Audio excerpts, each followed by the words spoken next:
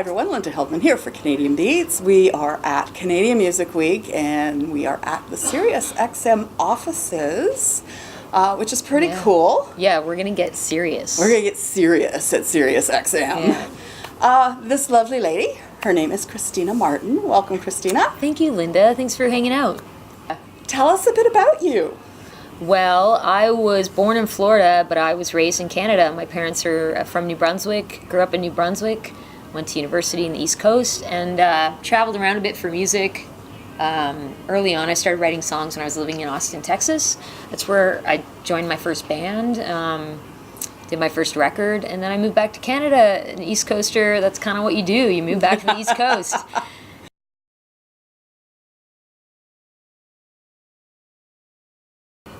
We've been touring quite a bit in Germany, so predominantly Germany, but also Switzerland, Poland, France, Netherlands. We've done a lot in the UK in the last 5 years. And yeah, and it's nice when we get home to have a place by the ocean and just in solitude so that we can kind of catch up on work, but get back to a routine and give ourselves an ear break. Yeah, because it is pretty hectic on the road. It sounds pretty glamorous, but it's not.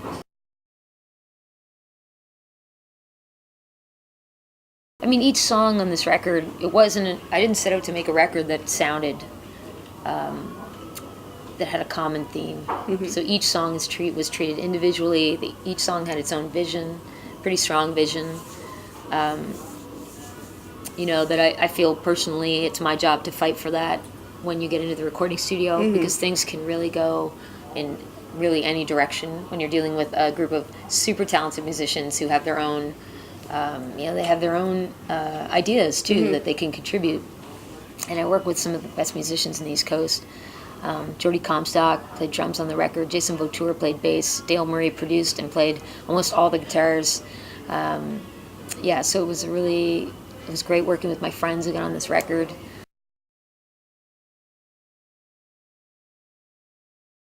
Well, we put out a single in 2017.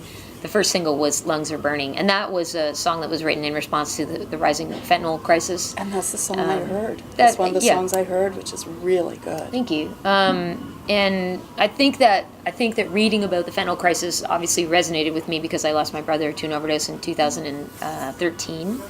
And so kind of just reading all the news articles and seeing the online, what was going on, personal stories, it just kind of puts you back in that feeling of loss and helplessness, and how could we have done things differently?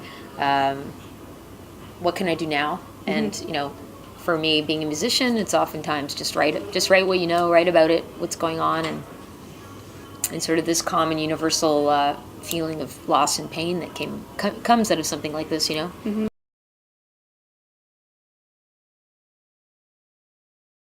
Like Always Reminding is a song about the reminders of my life that I always have love, even when things get down.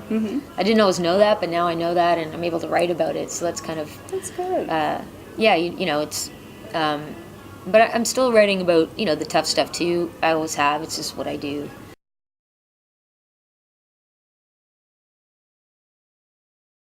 Did you know, Linda, it's Mental Health Week right now in Canada? Yes. Good. Yes. Good. It is. So one of the things I'd love to talk about is I like asking people about this because I've had to think about it myself as someone who, I studied psychology. I used to be a volunteer with the CMHA. I promote the work of CAMH, the Center for Addiction and Mental Health Foundation, at my shows, at every show in Canada.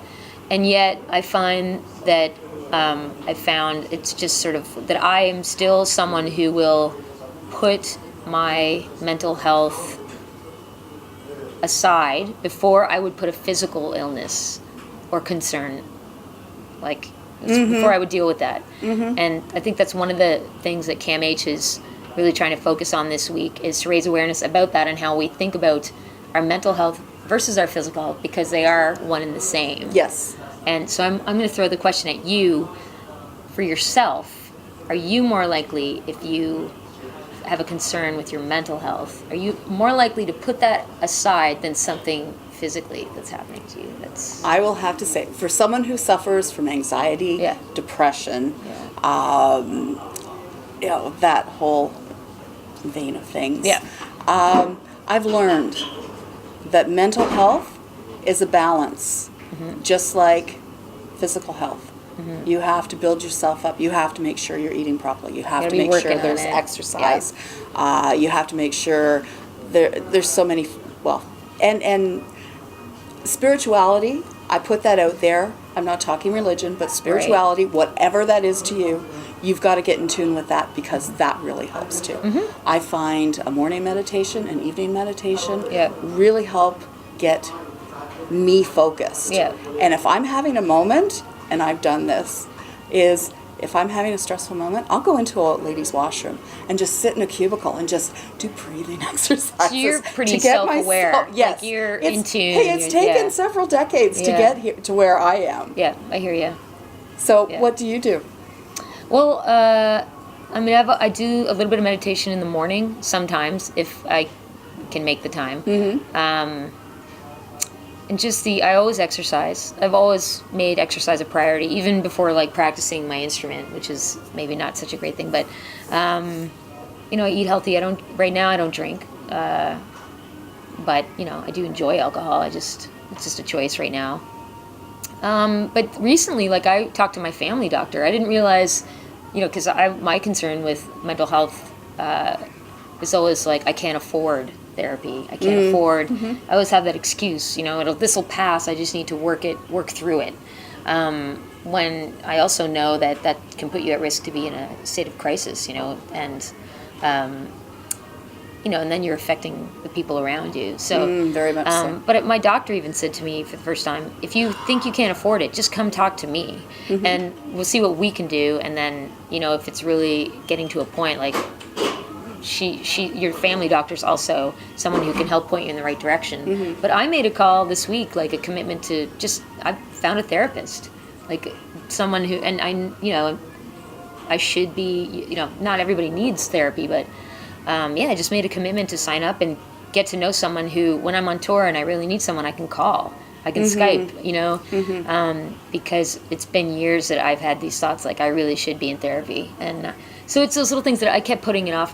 And even just this mental health week and CAMH throwing that question at me made me realize all this and made me make a call. And now I have like an appointment. Fantastic. So, yeah, but that's fantastic. Even someone who's pretty strong, pretty healthy, still know my family history, and know that I really believe that a lot of us are just 2 steps away from perhaps a crisis, and so you just kind of want to try and prevent it. You want to stay strong and healthy as you can, and so you can be there for other people too. Christina Martin, please check her out.